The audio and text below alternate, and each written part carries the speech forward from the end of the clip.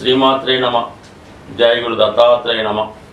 ఈ వీడియోలో మనం మార్చి 1వ తారీఖు నుంచి 31వ తారీఖు మధ్యలో జరగబోయే మాస ఫలితాలు వృషభ రాశి వారికి ఏ విధంగా ఉండబోతున్నాయి అని పరిశీలించినప్పుడు ఖచ్చితంగా 100కి 100 ఈ నెల నుంచి వీరి మొత్తం జాతకం మారబోతుంది. అదృష్టం వైపు పరుగులు తీయడం జరుగుతుందన్నమాట. ఇక్కడ ఆల్రెడీ ఈ నెల ప్రారంభంలోనే 4 గ్రహాలు 11వ స్థానంలో ఉండగా నెల ప్రారంభం అయింది. 11వ స్థానంలో ఉన్నటువంటి ప్రతి గ్రహం కూడా వారి యొక్క కారకత్వాల ద్వారా మీకు లాభాన్ని ఇవ్వడం జరుగుతూ ఉంటుంది.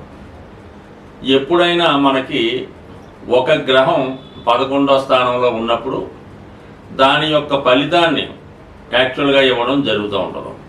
దానికి ఇంకొక గ్రహం తోడైనప్పుడు అది మిత్రగ్రహం అయినప్పుడు ఆ ఫలితం గుణించబడుతుంది అన్నమాట.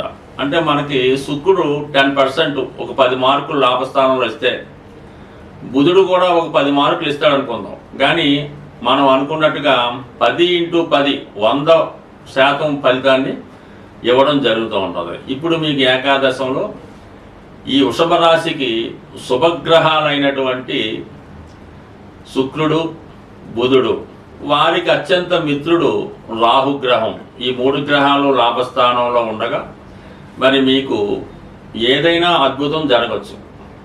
అటు మీలో ఉన్నటువంటి టాలెంట్కి అవకాశం రావచ్చు. మీరు ఒక సినిమా రంగంలో ఉన్నా, సాఫ్ట్వేర్ రంగంలో ఉన్నా, మీడియా రంగంలో ఉన్నా, బ్యాంకింగ్ అండ్ ఫైనాన్స్ రంగంలో ఉన్నా, చివరికి వ్యవసాయంలో ఉన్న మీరు ఊహించిన దానికన్నా అనేక రెట్లు ఫలితం రావడం జరుగుతూ ఉంటుంది. అంటే మీరు యొక్క ప్రోడక్ట్కి మీరు ఒక పంట పండిస్తే ఆ పంటకి మార్కెట్ విలువ అనూహ్యంగా పెరిగే అవకాశం ఉన్నది. అందువల్ల ఏంటంటే అటు వ్యక్తిగత సామర్థ్యం ద్వారా మీరు ఉత్పత్తి చేసే వస్తువు ద్వారా కూడా ఆదాయం ఏర్పడే అవకాశం ఉంది. రాహు ఏకాదశంలో ఉండడం వల్ల ఏంటంటే ఇంటర్నేషనల్ మార్కెట్ ఏర్పడడం జరుగుతూ ఉంటుంది. మీరు ఏ స్థాయిలో ఉన్నా మీకు అంతర్జాతీయ గుర్తింపు రావడం జరుగుతుంది. అక్కడ ఉన్నటువంటి మీ యొక్క శిష్యులు కానీ, మీ యొక్క మిత్రులు కానీ, శ్రేయోభిలాషులు కానీ మీ ప్రోత్సాహానికి సరైన సహకారం అందించడం జరుగుతుంది. సరే, ఇవన్నీ పొందడానికి వృషభ రాశి వారికి అర్హత ఉందా అంటే ఖచ్చితంగా ఉంది. ఎందుకంటే రాశి అంతే గురుగ్రహ సంచారం. అటు పాండిత్యంలో ఉన్నవాళ్ళు కానీ, ఆధ్యాత్మిక రంగంలో ఉన్నవాళ్ళు కానీ, లేదంటే ఏదైనా ఒక ఆహార పదార్థాలు ఉత్పత్తి చేసే సంస్థలో ఉన్న కంపల్సరీగా మీకు ఈ ఫలితాన్ని మీకు రావడం జరుగుతుంటుంది. ఏదైనా ఒక రాశిలో శుభగ్రహ సంచారం వల్ల జాతకుడు ఆలోచన పర్ఫెక్ట్గా ఉంటుంది, నిజాయితీగా ఆలోచిస్తాడు, న్యాయసమ్మతంగా తన యొక్క వ్యాపారాన్ని కానీ, ఆలోచన కానీ, నడవడిక కానీ ఉండడం జరుగుతూ ఉంటుంది.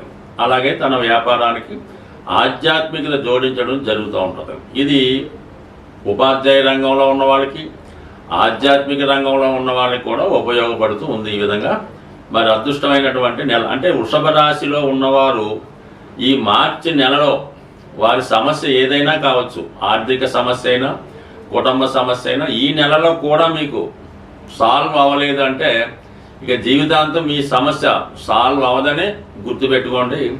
అందుకనే ఎక్కువ ప్రయత్నం చేయడం మంచిది. ఇక మనకి దశమ స్థానంలో రవి దిగ్బలుడై ఉన్నాడనమాట శని భగవానుడితో కలిసి.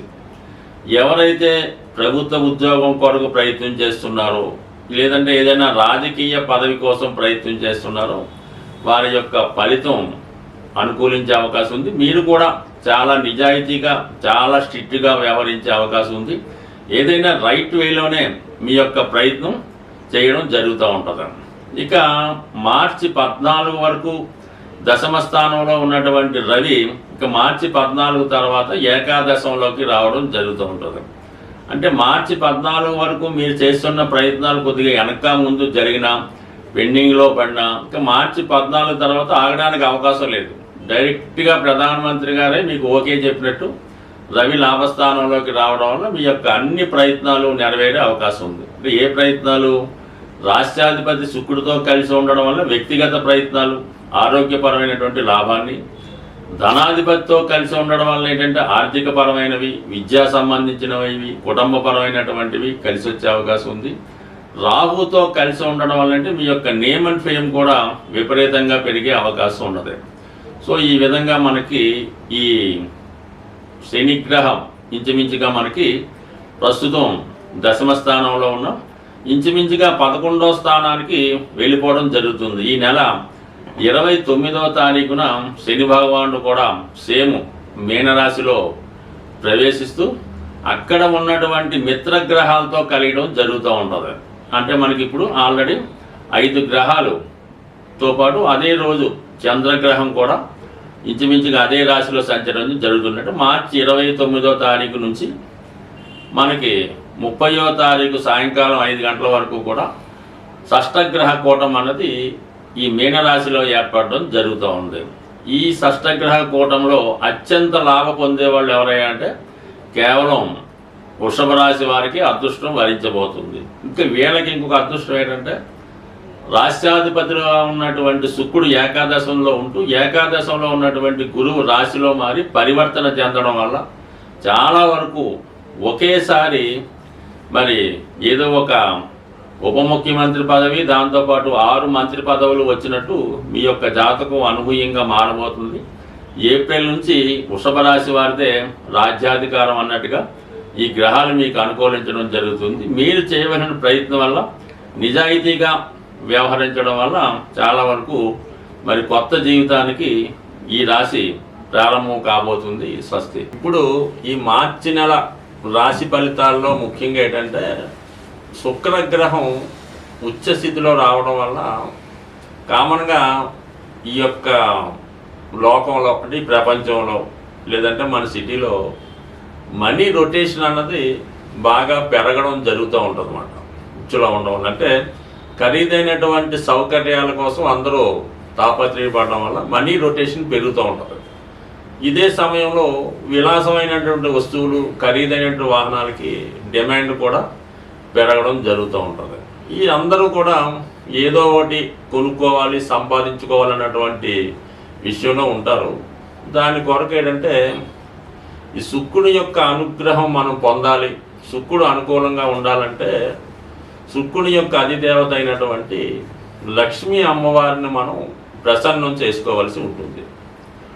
ఈ లక్ష్మీ అమ్మవారిని ప్రసన్నం చేసుకోవాలనుకుంటే మరి కొంతవరకు శుక్రవారం, అంటే కొంత ప్రాంతాల్లో గురువారం కూడా అమ్మవారికి ఇష్టమైన రోజుగా చేయడం జరుగుతూ ఉంటుంది. బట్ ఓవరాల్గా శుక్రవారం అన్నది ఒక ముఖ్యమైన రోజుగా ఎన్నుకొని ఆ రోజు వరకు చాలా నియమంగా బ్రహ్మచర్యాన్ని పాటిస్తూ శుచిగా శుభ్రంగా ఉంటూ ఒక నిర్దిష్టమైనటువంటి సమయంలో కనకదార స్తోత్రం కానీ, లక్ష్మీ స్తోత్రం కానీ, శ్రీ సూక్తం కానీ పారాయణ చేయవలసి ఉంటుంది. అంటే పారాయణ చేయడం కూడా ఎలా ఉంటుందంటే మనం ఏదైతే చదువుతామో దాని అర్థం కూడా కొంతవరకు తెలుసుకొని చేయడం వలసి ఉంటుంది. అలాగే మీ గృహంలో ఒక ప్రశాంతంగా శుచిగా శుభ్రంగా ఉన్నటువంటి రూమ్ని ఎన్నుకొని లక్ష్మీ అమ్మవారి ఫోటో పెట్టుకొని ఎరుపు రంగు పూలతో అమ్మవారిని అలంకరించి ఒక వెండి గ్లాసులో పాలు నైవేద్యంగా పెట్టి ఆ పాల్లో ఏదో ఒక పటిక బెల్లం ఏదో వేసి తేనె కానీ వేసి అమ్మవారికి తేనె కూడా సమర్పించి ఆ ప్రసాదాన్ని మీరు మీ కుటుంబ సభ్యులు మాత్రమే తీసుకోవాల్సి ఉంటుంది. ఆ విధంగా తీసుకోవడం వల్ల చాలా వరకు ఆర్థిక పరంగా అంటే మీ గృహం రోజు రోజుకి మంచి ఇంప్రూవ్మెంట్ రావడం జరుగుతూ ఉంటుంది. అలాగే కొంత అమ్మవారికి ఇష్టమైనటువంటి వస్తువులు సింపుల్గా ఉంటాయి, అంతే ఏమీ లేదు. తెలుపు రంగు గవలు అంటే సముద్రంలో ఉండే గవలు ఒక 11 తీసుకొని ఆ 11 కూడా ఒక మంచి పసుపు రంగు వస్త్రంలో మూటగా కట్టి మీ యొక్క క్యాష్ బాక్స్లో పెట్టుకోండి. లేదంటే గోమతి చక్రాలు ఈ రౌండ్గా ఉంటూ మరి వాటి మీద ఈ యాంగిల్లో క్లాక్ వైజ్లో సింబల్ అలా ఉంటుంది. అవన్నీ సరే ఒక 11 తీసుకొని మీ యొక్క వ్యాపార సంస్థలో పెట్టుకోవాల్సి ఉంటుంది.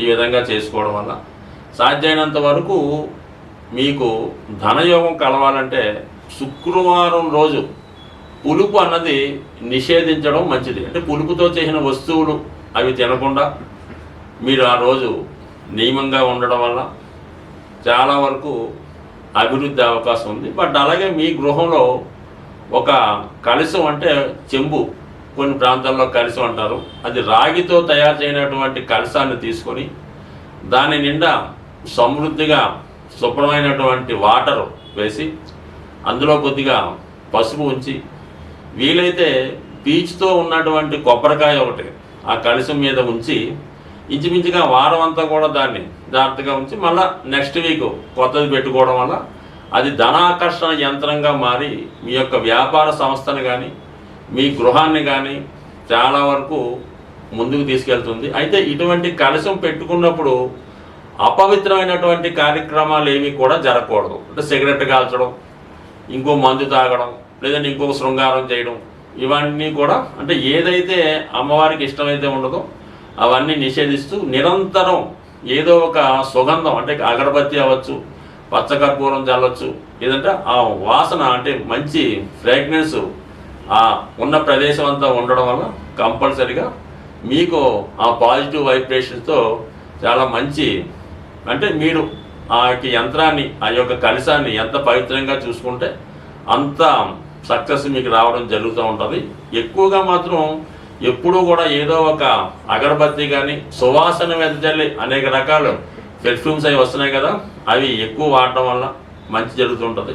అంటే చాలా వరకు అంటే వ్యక్తిగతంగా మీరు కూడా పరిశుభ్రంగా, అంటే కామన్గా రోజుకి 2 సార్లు స్నానం చేస్తూ ఎక్కువగా స్ప్రేలు సెంట్లు వాడటం వల్ల అంటే ఒక ఐడెంటిటీ, ఒక శుచి శుభ్రత మీలో కూడా ఉండడం వల్ల కామన్గా అక్కడ అమ్మవారి స్థిర నివాసం ఏర్పడి ఉండడం జరుగుతుంది. స్వస్తి.